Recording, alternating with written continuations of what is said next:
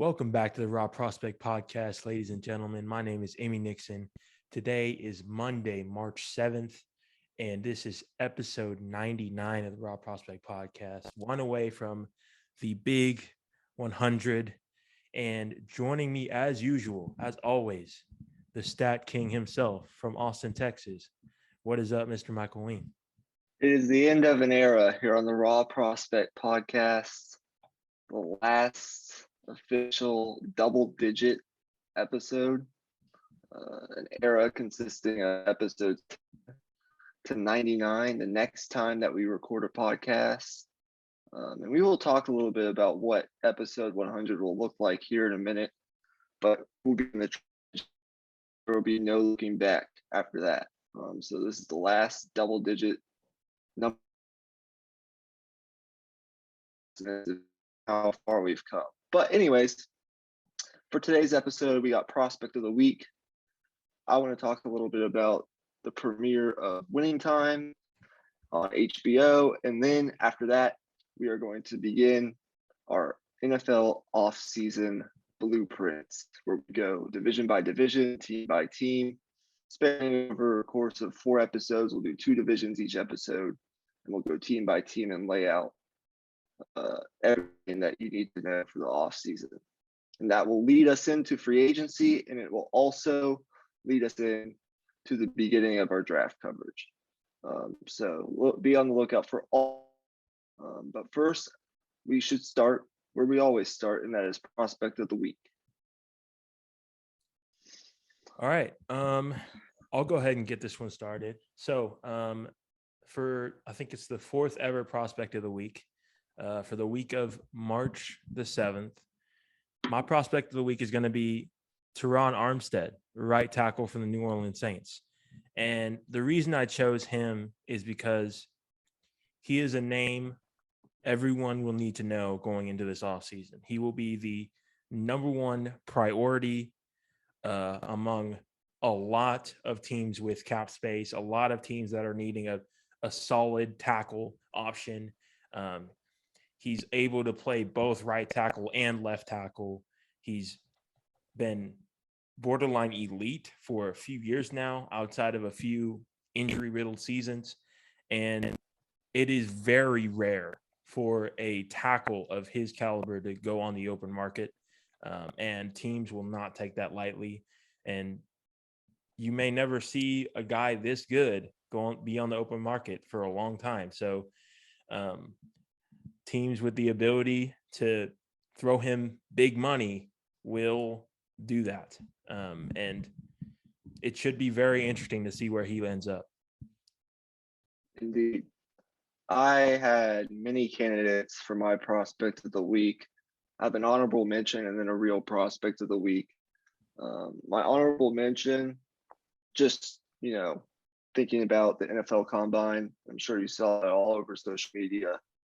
Jordan Dogs, 6'6", 341 pounds, runs a 4.78 unofficial 40-yard dash. I think his broad jump was like 10 feet 3 inches, and his vertical jump was about 32 inches, which is just insane for a guy size. Just a freak athlete around. He ranks in like the 95th percentile or higher for all of those measurements. And is pretty insane for his position. So it'll be interesting to see where he ends up. I know the teams we're going to talk about today, the AFC West and the NFC West, a lot of these teams could use some interior defense. About that a little later, but he's definitely going to be up there on a number of teams' draft boards. I'm pretty sure after that combine. So we want to call it that. But I went to the NBA. I've been watching a lot of NBA lately, more than I usually do. And I've got a chance to watch this guy a couple times, and I've seen his highlights.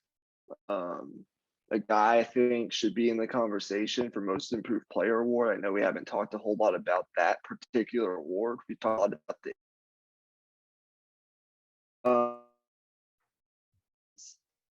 of the Portland Trailblazers. I'm not sure if you've known, but ever since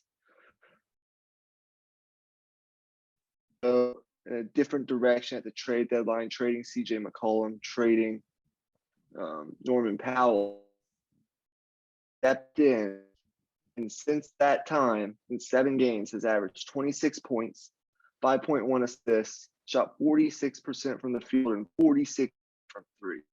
And on the season, he's averaging 17 points per game, 4 assists, shooting 45% from the field, and over 40% from three. He's increased his points per game average from last season by 9.5 points per game. And he's improved in a lot of other categories as well. I love watching him. He's only 22 years old in his 4th year in the NBA, still super young, and has a lot of good talent. Definitely a building block that they can add to Damian Lillard when he gets back healthy for this Portland Trailblazers team to look forward to in the future. I think he's not talked about enough what he's been able to do since that time.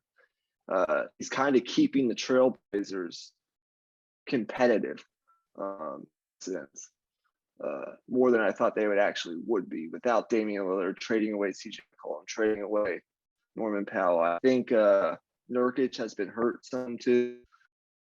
He's been the guy who's really been able to keep them afloat. So Anfernee Simons, if you have not watched him, next time a Portland Trailblazers game is on, I encourage you to get a peek. Anfernee, and guy that's shooting up. Yeah, go ahead. He's a guy who had shown just peaks here and there of extreme potential, and now that he's getting his opportunity, is really taking advantage of it. And it's going to be interesting to see whether he wins that Most Improved Player award, because he's making a really good case here post All-Star break. And there's obviously a lot of other candidates. You have guys like Desmond Bane and John Morant who will be vying for the award as well. So it'll be interesting to see who ends up with that.